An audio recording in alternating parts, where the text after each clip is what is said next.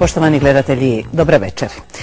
U našim emisijama u ciklusu stomatologije razgovarali smo o tome kako čuvati i njegovati zube, kako očuvati ono što imamo. Došli smo i do različitih protetskih nadomjestaka, kako fiksnih, tako i mobilnih. A jedan od naših gostiju vrlo se slikovito izrazio kazavši da ono što stomatolog može napraviti na našim zubima može biti u kategorijama od Fiće do Mercedesa.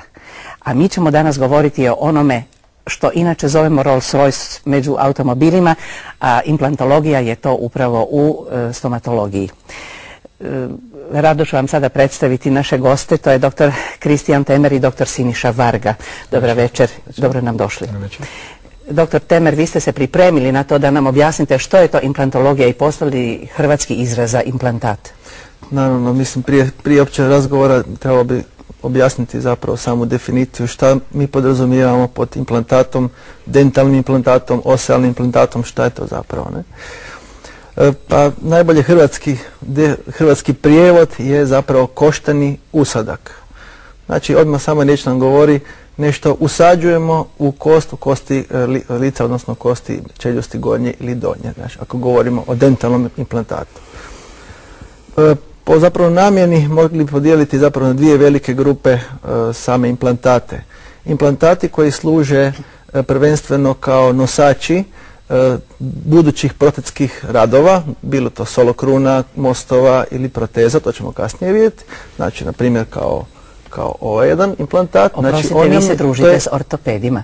Je. Ovo mi se čini za kup primjerenije. Dobro, ovo je malo povećano. Ne?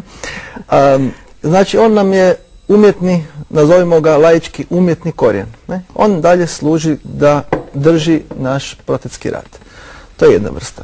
Krunu zuba, što bi bilo u prirodi, jel, recimo tako? Krunu zuba, odnosno dalje nekakav možda protezu, da ćemo kasnije vidjeti.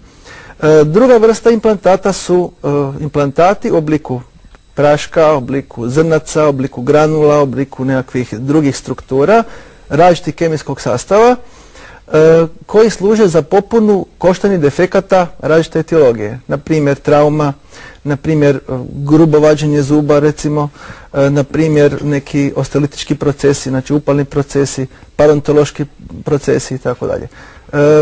Možda na primjeru da pokažemo. Da pačem, imamo nekoliko. Imamo dva slučaja gdje se radi, na primjer u ovom slučaju se radi o defektu i atrofiji grebena koja rezultira jednim neestetskim radom.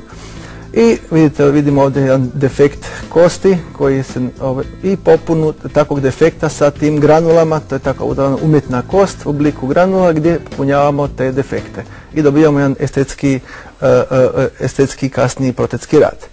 Ali i bazu zapravo za protet. Pa dobro, u ovom slučaju nije sama baza, jer tu ništa ne opterećujemo, nego praktički popunjavamo taj defekt koji je ovdje nastao. Drugi primjer, možda da to vidimo, se radi o najčešći parodontološki primjer gdje nastaje gubitak kosti oko strukture zuba koji kasnije rezultira ispadanjem zuba. U ovom slučaju imamo gubitak kosti labijalne stijenke i nadomjestak jednim ovakvim implantatom u obliku jedne paste.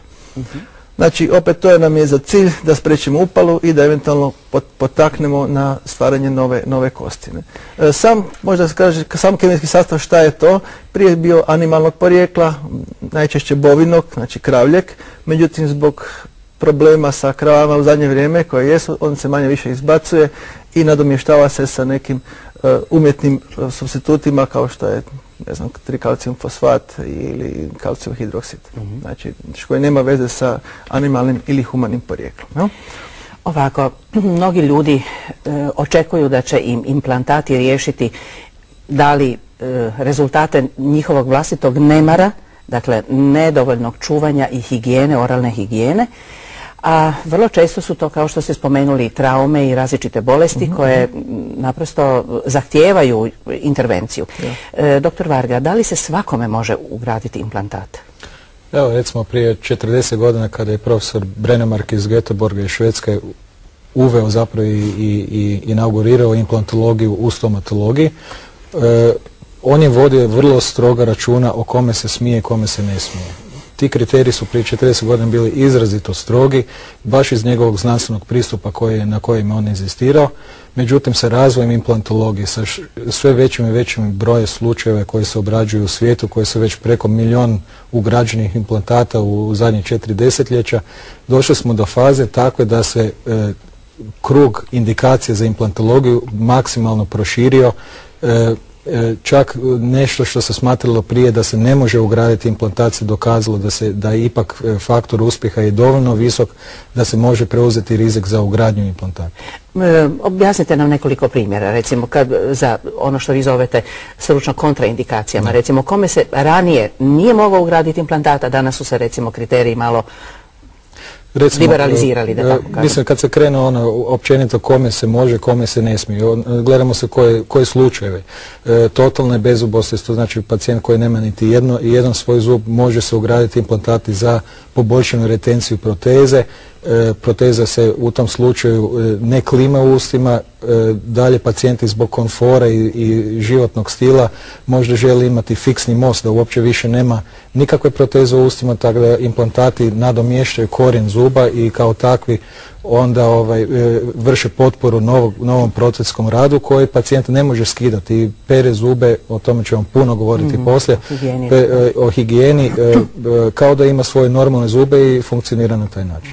S obzirom da smo razgovarali o tome da u ustima dakle, možemo imati jednu situaciju kad nedostaje kosti ili kad je oštećen, kao što ste ga vi nazvali, greben, tu nam naravno pomaže kirurgija. Nešto o tome reći će nam dr. Marko Krmpotić iz vašeg zavoda, iz Kliničkog zavoda za oralnu kirurgiju u Kliničkoj bolnici Dubrava. Pa ja bih iskoristila priliku da zahvalim i našem domaćinu, predstavniku vašeg zavoda, profesoru doktoru Goranu Kneževiću, koji nam je zaista mnogo pomogao i omogućio nam da snimamo. Pa pogledajmo što smo tamo zabilježili.